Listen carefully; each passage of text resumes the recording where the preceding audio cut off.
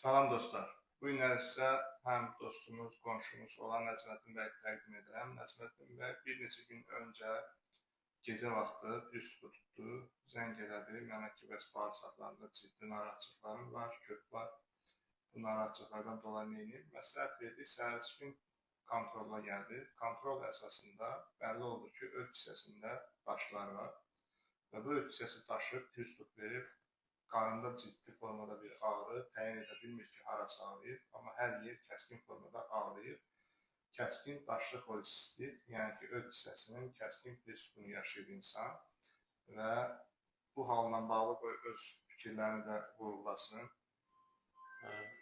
Mən salam verirəm Ramin doktora, çox sağ olsun. Hamıya məsləhət görürəm ki, kimin ödündə öd hissəsində daş varsa, yəni vaxtında onun qarşısını alsın. Məni çox narahat edirdi, 2 aydır mənə narahat edirdi. Böyük bir daş var idi öd hissəsində, kök verirdi, pürüzlük verirdi.